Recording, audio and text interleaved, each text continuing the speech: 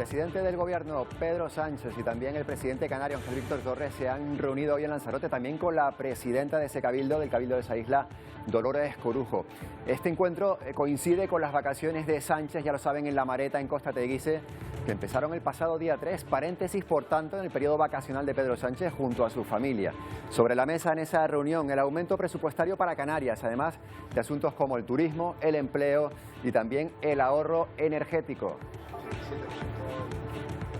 ¿Qué tal? Buenas tardes. También Pedro Sánchez ha confirmado que estará en la isla de La Palma a principios de la próxima semana, cuando consiga encajar su agenda con la del presidente canario y también con la del presidente del Cabildo de La Palma. Por cierto, que estamos a la espera de la comparecencia de Ángel Víctor Torres, también presidente canario, que hoy va a comparecer desde Lanzarote para hacer balance del curso político. Si ocurre durante este espacio informativo, durante Atlántico Noticias, le ofreceremos esa señal en directo. Pero hay otros asuntos que también nos ocupan hoy, porque ha sido un fin de semana con muchos frentes, entre otros un nuevo conflicto entre Israel y la yihad, que se ha saldado con más de 40 muertos. Israel ha definido esto como bombardeo sobre Gaza, con un ataque preventivo para eliminar líderes terroristas. Después de 3 días y de la mediación de Egipto, ambas partes han firmado un alto al fuego.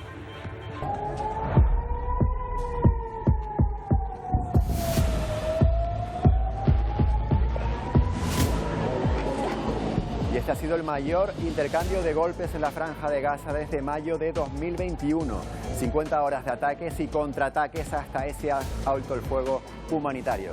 En la franja viven 2 millones de palestinos. La ONU lleva tiempo advirtiendo de que ese estrechísimo enclave está definido a menudo por las ONGs como una gran prisión a cielo abierto. Se ha convertido en un territorio inhabitable.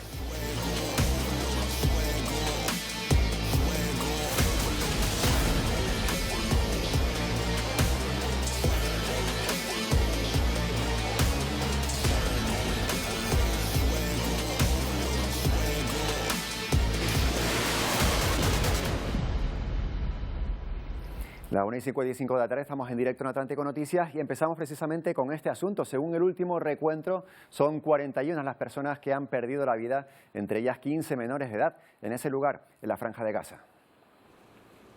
Después de 3 días de ataques entre Israel y la Yihad Islámica de Palestina, a las 11:30 de la noche comenzaba un alto el fuego humanitario. Tanto el primer ministro israelí como el líder de la Yihad anunciaban este acuerdo, pero advierten que responderán y seguirán con la lucha si se incumple.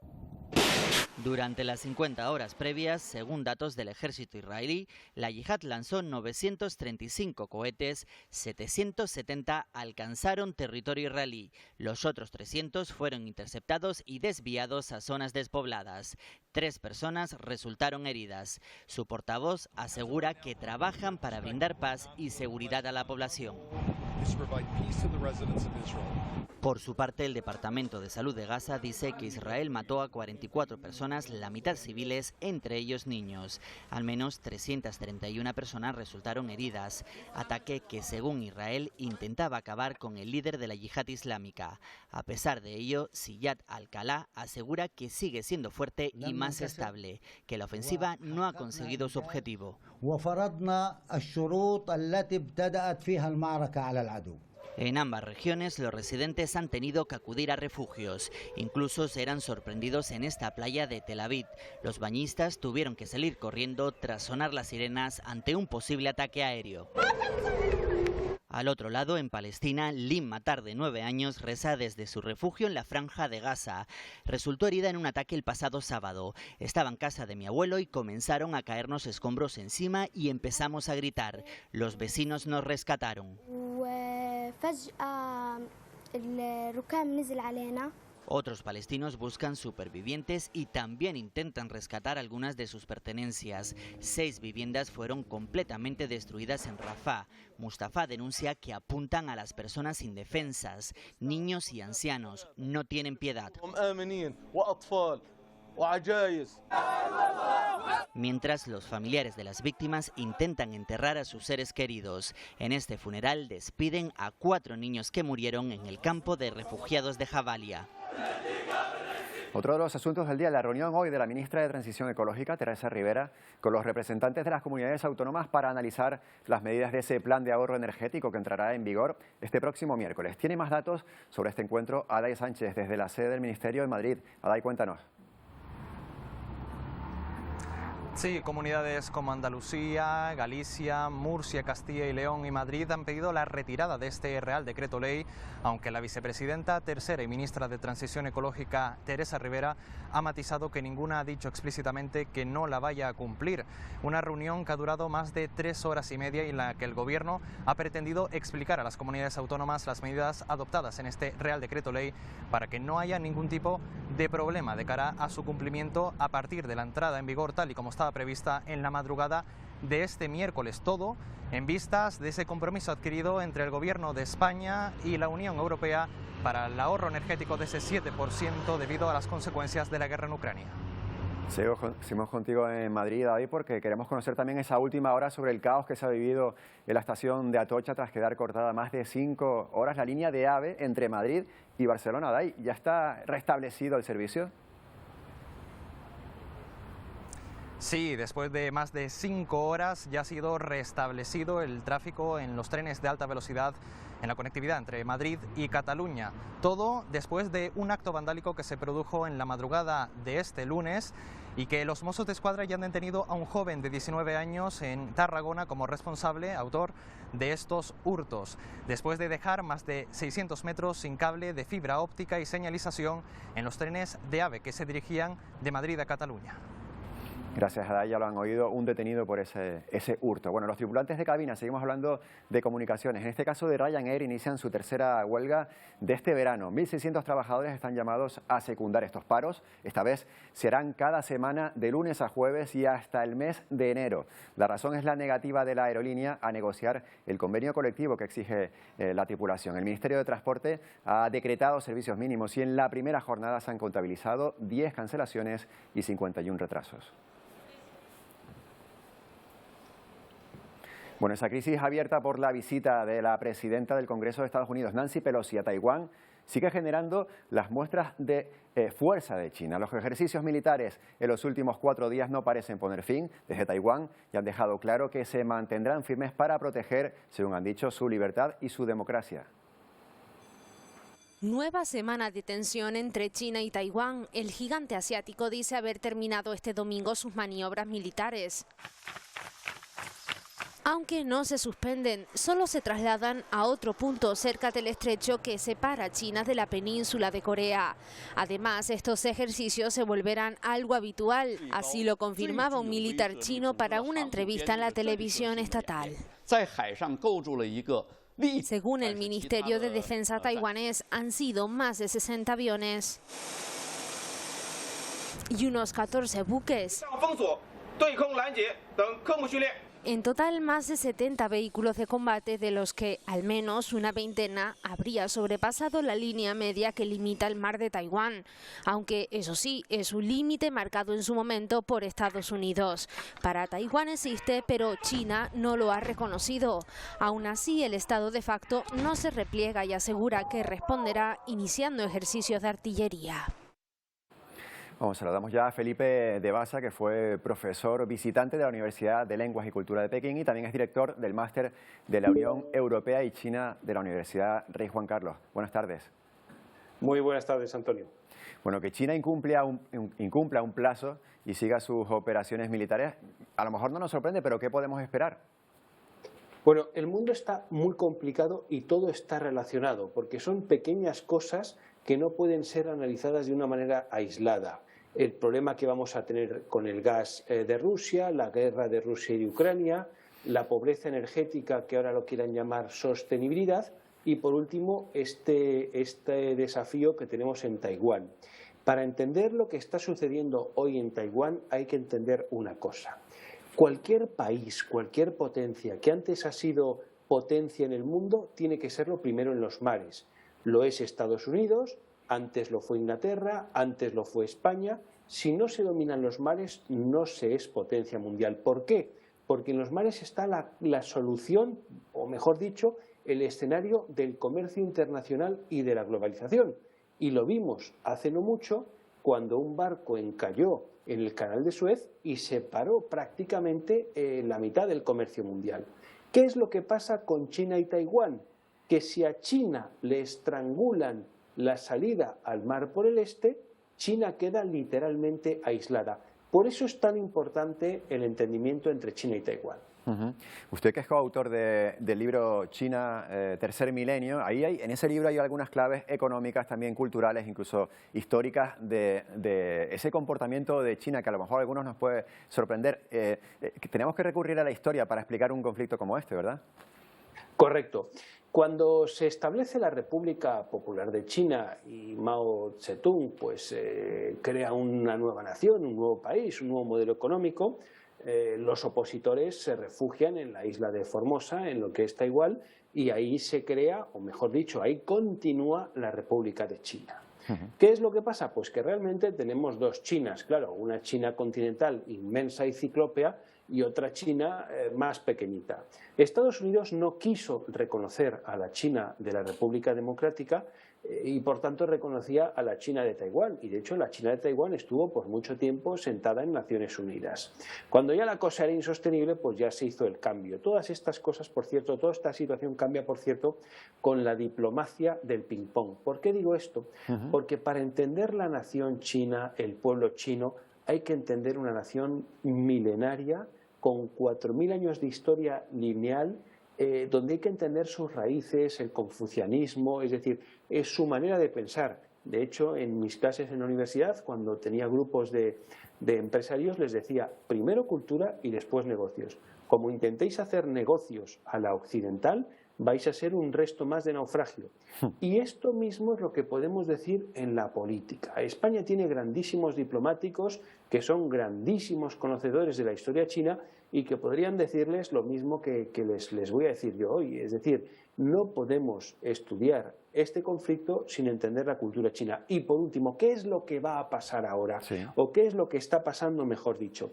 Pues que Estados Unidos, que conoce perfectamente estas claves para moverse, está utilizando, voy a usar esta expresión, meter un poquito el dedo en la llaga o meter un poquito el dedo en el ojo para hacer reflexionar a China. Claro, estas políticas de meter el dedo en la llaga o meter el dedo en el ojo pueden tener consecuencias y de hecho ya la estamos teniendo. China comienza con sus maniobras militares diciendo, oye, hace 20 años nosotros teníamos un ejército obsoleto, nosotros ahora tenemos otro ejército. Entonces, lo que está sucediendo ahora mismo es que el termómetro en el mundo, la temperatura política y militar en el mundo está subiendo.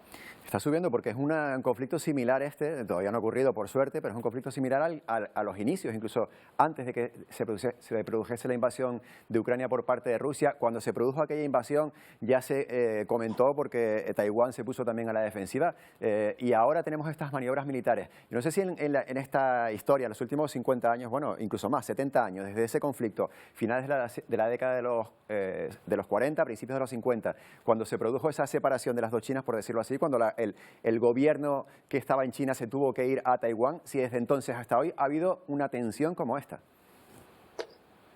Bueno, ha habido tensiones sube y baja. ¿Cuál es el escenario? Pues que la isla de Formosa o la República de China o Taiwán, con la ayuda de Estados Unidos, pues a finales del siglo pasado fue ya un país próspero. Entonces, claro, ningún país próspero quería unirse a un país no próspero. La situación actual es que es al contrario, la China continental es bastante más próspera que la isla de Formosa o Taiwán. Entonces hay muchísimos taiwaneses que tienen casa también en la China continental. Por tanto, ahora mismo, en caso de producirse una unidad de facto, pues probablemente los de Taiwán salieran ganando. ¿Esto tiene encaje en la Constitución de China? Rotundamente sí. Aunque a la occidental nos suene complicado, uno de los principios chinos es un país, dos sistemas, y han sabido encajar perfectamente a Hong Kong, a Macao, la China continental, y podrían incluir a Taiwán. ¿Esto se ha producido antes? Pues mi opinión es que se han producido otro tipo de situaciones complicadas y conflictivas, pero mi opinión, con tanto riesgo como ahora, no. Y no solo por el propio escenario de Taiwán, sino por lo que está pasando en el mundo con la crisis de energía, la guerra ruso-ucraniana, el problema del déficit y la inflación en el mundo. Es decir, son muchas pequeñas cosas que lo que están es haciendo un otoño muy complicado. Profesor Felipe de Basa, un placer como siempre. Gracias por tanta claridad. Muchísimas gracias a vosotros. Muy buenas tardes. Buenas tardes, hasta la próxima. Bueno, cambiamos de sitio, nos vamos hasta Ucrania porque en las últimas horas, según apunta el gobierno de Rusia, el ejército ucraniano ha comenzado a bombardear la planta nuclear de Zaporilla.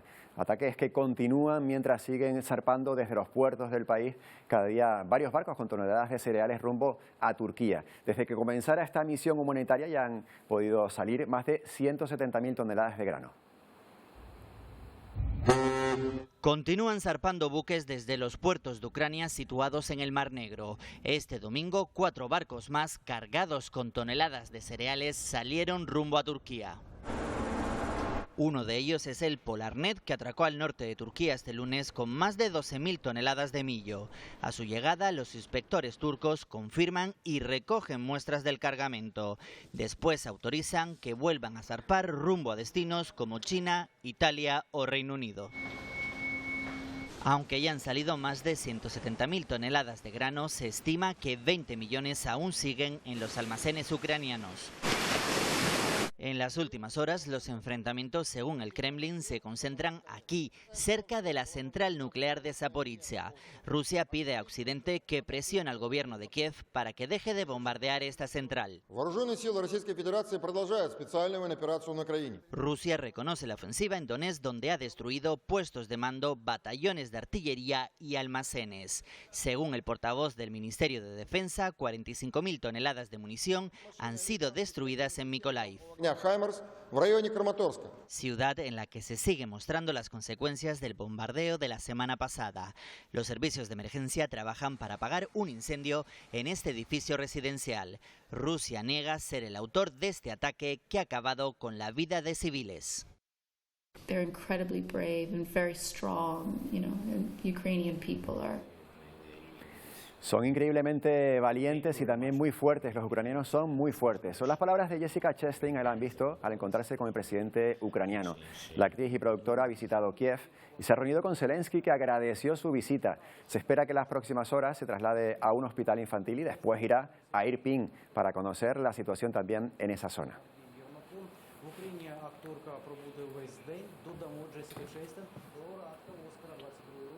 Bueno, en Cuba continúa la búsqueda de al menos 17 personas, algunos bomberos, entre ellas, que desaparecieron tras la explosión de al menos 2 tanques de combustible en la provincia de Matanzas. Los bomberos estarían también refrescando un tercer tanque para evitar, al igual que el resto, también comience a arder. Hay al menos un fallecido y 120 personas heridas.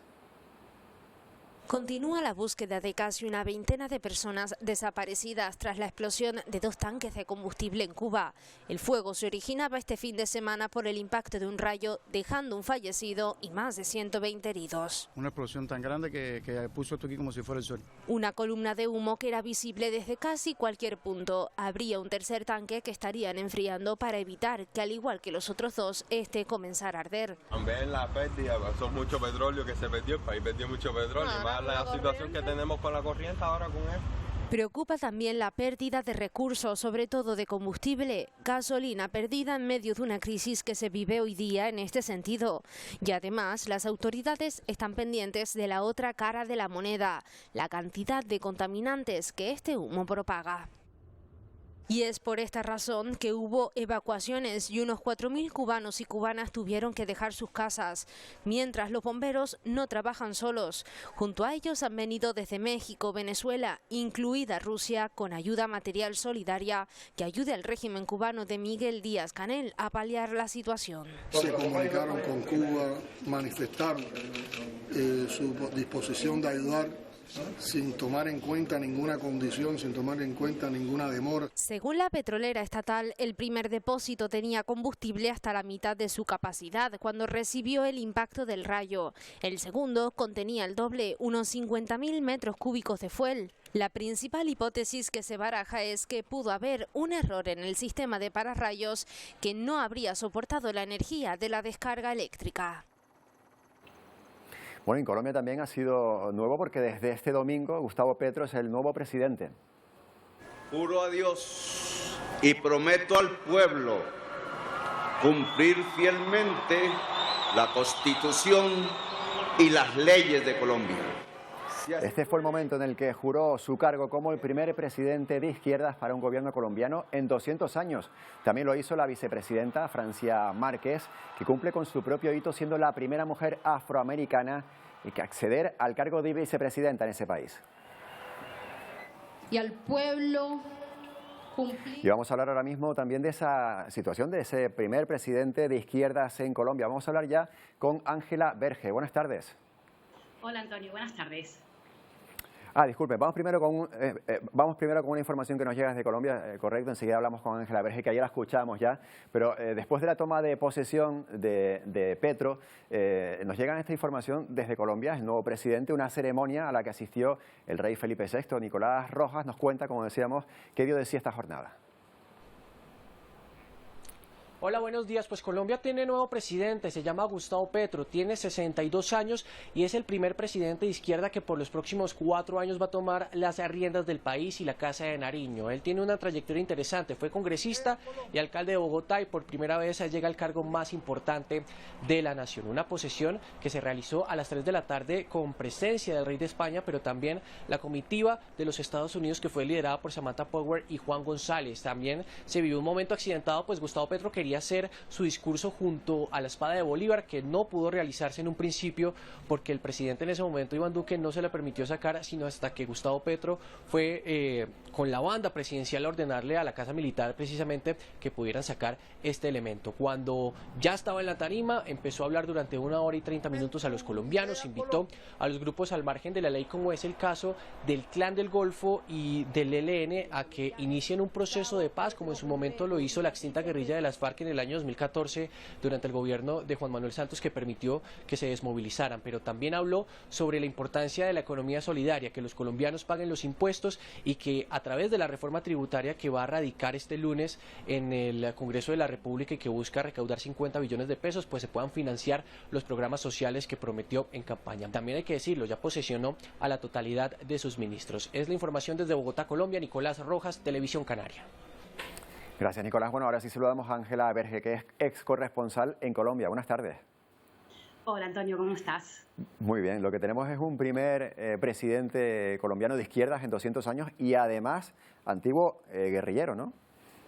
Sí, eso nos llama mucho la atención, ¿no? Como a esta parte de Europa, pero realmente Gustavo Petro lleva muchísimo más tiempo en la arena tradicional política, ¿no? Siendo senador, alcalde, que guerrillero. Guerrillero fue cuando tenía 20 y pocos años, luego se desmovilizó y desde entonces está en la política activa. Hablando de su faceta como político, bueno, usted lo acaba de mencionar, alcalde de Bogotá, ¿qué podemos esperar de este político al frente del gobierno de Colombia? Pues si analizamos esa faceta desde 2012 hasta 2015 fue bastante convulsa, porque es que además Petro fue destituido en 2013 y luego fue readmitido por la misma justicia colombiana, que en fin, que fue realmente palos que se le puso, ¿no?, a esa gestión de Petro. Tuvo claros y oscuros. Dentro de los oscuros fue la gestión de las basuras, que fue realmente un desastre, y tuvo bastantes claros, que es que se centró en las clases pobres bogotanas. Tengan en cuenta que Bogotá tiene casi 10 millones de personas con un cinturón de pobreza muy grande, entonces se centró en dar educación y sanidad a las clases más favorecidas bogotanas. Pero si realmente nosotros leemos el programa electoral, ¿no?, del Pacto Histórico y le hacemos una lectura dentro de las corrientes políticas, estaría dentro de la socialdemocracia más clásica, Antonio, y más, en fin, más de manual. Es decir, hay una gestión del Estado, una redistribución de las riquezas dentro todo de las normas del sistema económico capitalista. Él ha dicho que es el gobierno de la vida y de la paz y que así será recordado, esas fueron sus palabras. ¿Cuáles son los principales retos a los que se enfrenta ahora mismo? Es que creo que me he tenido que tendría que hacerme hasta una lista para contártelos todos, porque es que son muchos, porque es que partimos de que Colombia no es que sea el país más desigual de América Latina, es uno de los países más desiguales del mundo. Entonces, claro, los retos son muy grandes y lo que se ha comprobado hasta ahora es que no se pueden hacer medidas paliativas, ¿no?, de maquillaje para un sistema que realmente tiene muchos problemas. Pero para decir algunos, solamente un cambio en la educación, un cambio en la sanidad, la presencia de empresas que gestionan la sanidad y la educación en Colombia, igual que en muchas partes de América Latina, es muy importante, con lo que insuflar dinero público en estos dos aspectos es fundamental. fundamental para intentar cambiar esa desigualdad, ¿no? Económica, social, política, sí, a todos los niveles. Entonces, para eso se necesita una reforma tributaria, que ya la está planteando Petro. Recuerden que en 2021 esa reforma tributaria que hizo Duque, que va a ser bastante diferente, fue lo que desató, ¿no?, el paro nacional. Entonces, básicamente, los colombianos se plantearían, Antonio, de dónde se va a sacar la plata para hacer los cambios. Otro elemento fundamental es el tema medioambiental. Igual que digo que Colombia es uno de los países más desiguales del mundo, es uno de los países más ricos en biodiversidad. Entonces, claro, esta economía extractivista de fracking, petróleo, minería ilegal, pues realmente es una visión muy cortoplacista y Colombia lo está notando. También es una visión mucho más global de lo que se tiene ahora, ¿no? De que Colombia es global y necesita medidas, nunca mejor dicho, a la medida de cada una de las regiones, porque es muy diferente. Y luego también en la visión internacional podríamos hablar de dos puntos, evidentemente. Estados Unidos, que es muy necesaria que haya una confianza de los inversionistas de Estados Unidos, y Venezuela, ¿no? Me acuerdo que ya hablamos cuando fue elegido Petro de esa reactivación, ¿no?, de esa apertura a las fronteras, ya no solamente por los colombianos que viven en Venezuela, sino por los 2 millones de venezolanos que viven en Colombia. Entonces, esa reactivación también es necesaria. Hace unos años, si te hubiese hecho seguramente esta pregunta con otro presidente anterior, hubieses dicho que la principal preocupación de Colombia era la lucha contra las guerrillas, contra las FARC. Esto ya no está, definitivamente no está en la primera línea, aunque sí que él ha dicho que hay algo por ahí que todavía tiene que seguir combatiendo, ¿verdad? Claro, de todas maneras, hace unos años tampoco te hubiese respondido eso, porque sí realmente...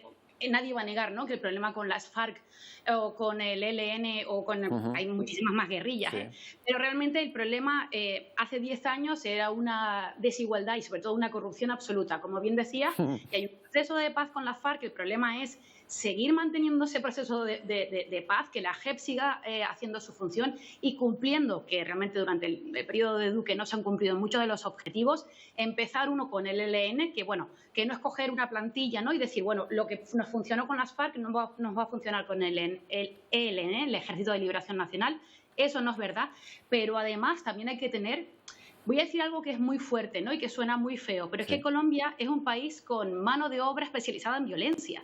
Entonces tiene BACRIMs, que son bandas criminales. O sea, hay mucha parte de esa sociedad que no tiene un hueco o que no quiere hacerse un hueco y entonces se dedica a la extorsión, al secuestro. Entonces, eso también evidentemente es muy importante para la seguridad, la tranquilidad y el bienestar, ¿no?, de un país tan grande como Colombia. Entonces, cuando Petro habla de la paz para todos y en todos, significa no solamente hacer esa paz con el ELN, que sería un paso muy importante, pero también mirar más allá, ¿no? Cómo el año pasado creo recordar que fueron asesinados 200 líderes sociales, 200 personas activistas por los derechos humanos, por los derechos LGTBI. Eso también hace parte, ¿no?, de la paz para todos. Desde luego. Ángela Verge, te agradecemos una vez más que hayas estado aquí con nosotros en Atlántico Noticias. Un gusto. Hasta la próxima. Bueno, nos vamos hasta Estados Unidos, donde ha sido un fin de semana de intenso debate político. Mientras el presidente Joe Biden se mostraba así de eufórico, como están viendo, tras recuperarse del coronavirus, el Senado daba vía libre a una de las normas estrellas del mandato del presidente. Algo venía a menos, eso sí, después de prácticamente 30 horas encerrados en el Capitolio, ya lo están viendo en timelapse, eso sí, una ajustadísima votación encarrila este paquete de medidas fiscales sanitarias y también contra el cambio climático. La norma permite movilizar inversiones récord para hacer frente al calentamiento global y también para alcanzar el objetivo de reducir un 40% para 2030 las emisiones de esos gases de efecto invernadero. 3/5 of the senators duly chosen and sworn not have... Those Republicans are by no means perfect. Pues precisamente sobre cambio climático seguimos hablando y sobre cómo las ciudades en las que vivimos se deberían preparar para las condiciones más extremas que estamos viviendo. Doctor José Miguel Sanz Anquela, buenas tardes. Buenas tardes. Bueno, usted es colaborador de Arquitectura Verde. Ahora que estamos sufriendo estos calores, lo primero que le preguntamos es por esas, las llaman islas de calor que se generan en las ciudades, que se pueden concentrar temperaturas muy superiores a las que podríamos tener pues a las afueras de las ciudades en entornos más rurales, aunque las condiciones climáticas y meteorológicas sean las mismas, ¿verdad? Efectivamente, es un fenómeno ya descrito hace muchos años, el de las islas de calor. Pues porque el desarrollo urbano y arquitectónico en las ciudades pues no ha ido paralelo ni con el conocimiento técnico del momento, ni con las necesidades. Entonces, debido a un mal uso de materiales de construcción que concentran el calor, las emisiones por los combustibles, hay que tener en cuenta que todos los aparatos de aire acondicionado, toda la climatización está generando calor. Y claro, el ser humano tiene un tope de temperatura. La temperatura del húmero, que se define por la temperatura a un 100% de saturación de agua, es solo de 35 grados. Por encima de 35 grados, de una temperatura de húmero de 35 grados, el humano empieza a acumular calor. No lo desprende, no puede desprenderlo. Nosotros, los mamíferos, continuamente necesitamos desprender el calor que provocamos, porque somos máquinas metabólicas que generamos calor, y ese calor debe desprenderse. Pues por encima de los 35 grados, claro, a una saturación del 100%, que equivalen pues a 70 grados, a una humedad ambiental baja. Afortunadamente, a medida que las temperaturas suben, la humedad baja, y por eso la sensación térmica es distinta. Pero ciudades portuarias que son mucho más húmedas, pues este problema se acrecienta. Y soluciones hay, y hay muchas. Quizá la solución más eficaz sería los denominados ecobarrios. ¿Ecobarrios? ¿Qué son? Sí. ¿Qué son los ecobarrios? Sí, ecobarrios significa incorporar a los edificios materiales vegetales. Materiales vegetales, pues la huerta urbana, jardines en las azoteas, claro, y huertas urbanas también en las azoteas. O sea, una solución para estas concentraciones de calor tan enormes que tenemos en las ciudades es dotarlas de más espacios verdes. Puede ser, por ejemplo, como usted decía, en las azoteas. Yo he estado leyendo que si ponemos en las azoteas de los edificios, pues esos huertos urbanos o algún tipo de vegetación, eso ya automáticamente hace que la ciudad no acumule tanto calor, ¿no?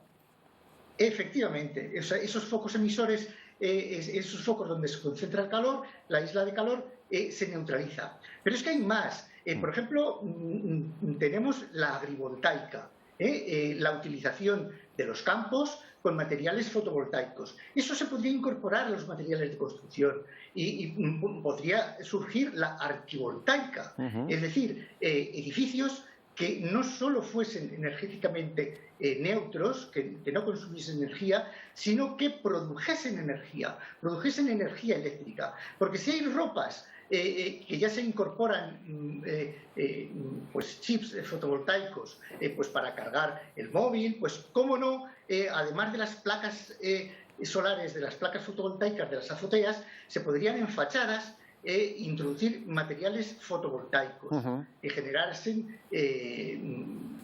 energía eléctrica. Es decir, que hay muchas soluciones. Y luego hay actuaciones torpes.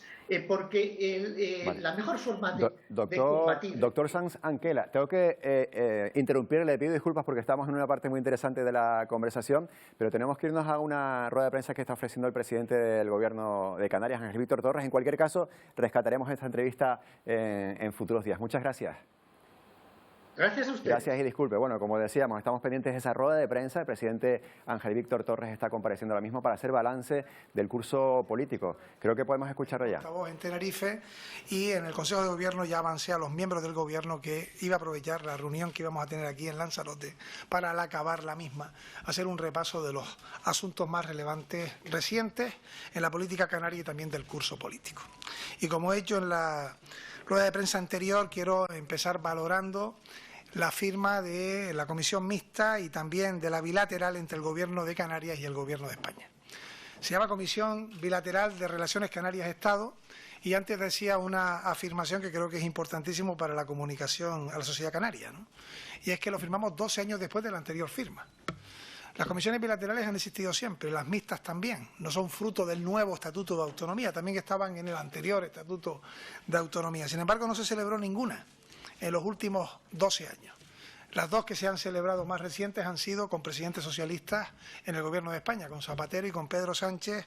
La anterior era Paulino Rivero, presidente en la primera legislatura, y ahora ha ocurrido con quien les habla como presidente, ¿no? Lo cual deja las claras quienes han apostado por el autogobierno, por las transferencias de las competencias, por la bilateralidad entre el Gobierno de España y el Gobierno de Canarias, y quienes no. Llama la atención que no hubiera ni una sola comisión bilateral Canarias-Estado en los años del Gobierno español del Partido Popular. Y también que no lo hubiera con otros presidentes anteriores canarios, que han exigido al actual presidente canario que llevara estos cuanto antes, y en los años que presidieron Canarias no hubo ni una sola comisión bilateral de las relaciones Canarias-Estado. Sí que hubo grupos de trabajo, pero ninguna transferencia ni ninguna comisión bilateral al respecto. Y creo que es importantísimo que tengamos competencia en manos del Gobierno de Canarias. La tutela financiera, fundamental para los cabildos y los ayuntamientos, ya se ejerce de manera formal por el Gobierno de Canarias, y yo doy especial relevancia a la transferencia en costas. Miren, Baleares tiene, por su nuevo estatuto, la competencia de costas firmada desde el año estatutario, la firma estatutaria del año 2007. Pero no se ha procedido a la transferencia de esa competencia por parte de los gobiernos central y balear, porque no es fácil.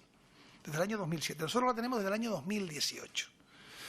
Y por tanto, se pudo haber hecho entre octubre del 18 y junio del 19, que fue cuando llegamos nosotros al Gobierno de Canarias. Y no se hizo por quienes gobernaban antes Canarias. Y nosotros lo hemos hecho en estos 2-3 años. Y lo hemos hecho con cabeza, porque tenemos insuficientes recursos humanos, hace falta una nueva RPT, y a partir del 1 de enero de 2023 Canarias ya tendrá la competencia en costas de manera absolutamente definitiva tras un proceso de transición.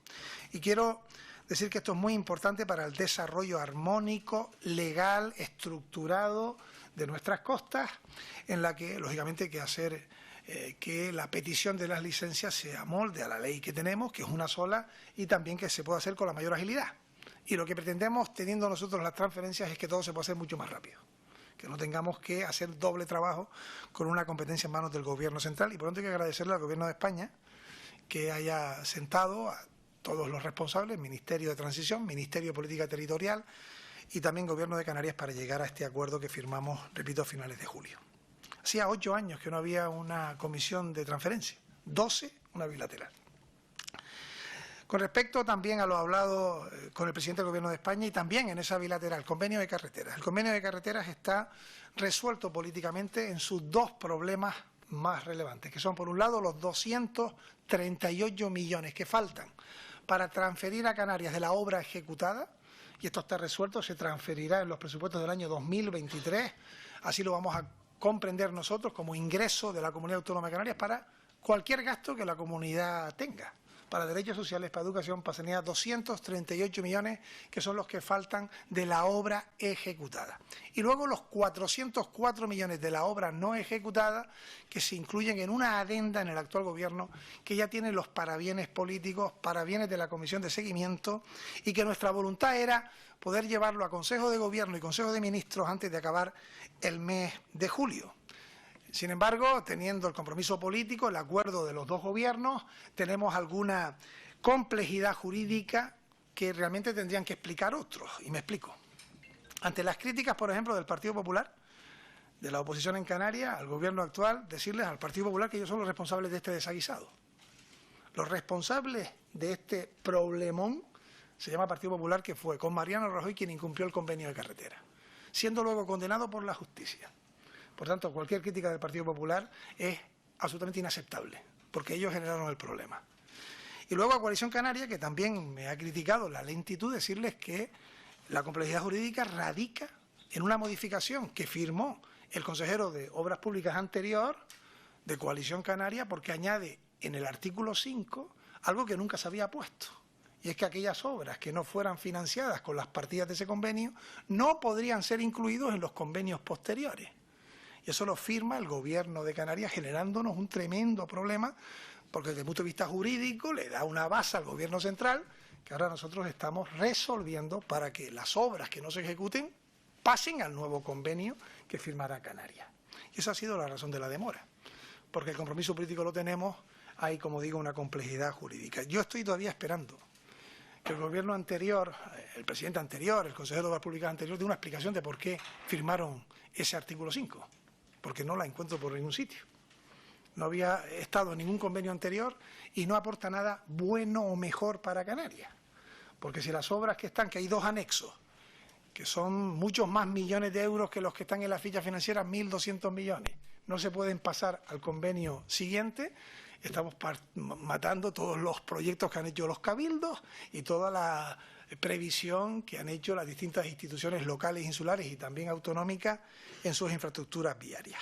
En cualquier caso, yo vuelvo a decir que esto está resuelto desde el punto de vista del compromiso político. Yo espero que en las primeras semanas de septiembre ya esto vaya a Consejo de Ministros y al Consejo de Gobierno. También he valorado el Consejo de Política Fiscal y Financiera y creo que es importantísimo decir que este último acuerdo reciente permite para Canarias y también para el resto de las administraciones un aumento importante en sus presupuestos, lo que garantiza que los podamos sacar. Un 75% de esos fondos vienen de las entregas a cuenta y de la liquidación del presupuesto del 21. Más de 6.000 millones de euros de los 10.000 millones que será el presupuesto de Canarias vienen de la Administración General del Estado. El resto, hasta el 100%, ese 25% restante viene de fondos europeos y del Bloque Canario de Financiación, del REF, pero el grueso fundamental, y creo que esto también es importante para saber la dependencia. Bueno, y no tiene las palabras en directo del presidente de Canarias, Ángel Víctor Torres, entre otras cosas, ha celebrado esa convocatoria, esa reunión bilateral entre Canarias y el Estado. Toda la información de Canarias, incluido el resumen de esta rueda de prensa, la tienen enseguida con nuestros compañeros del Telenoticias 1. Con ellos se quedan. Hasta mañana.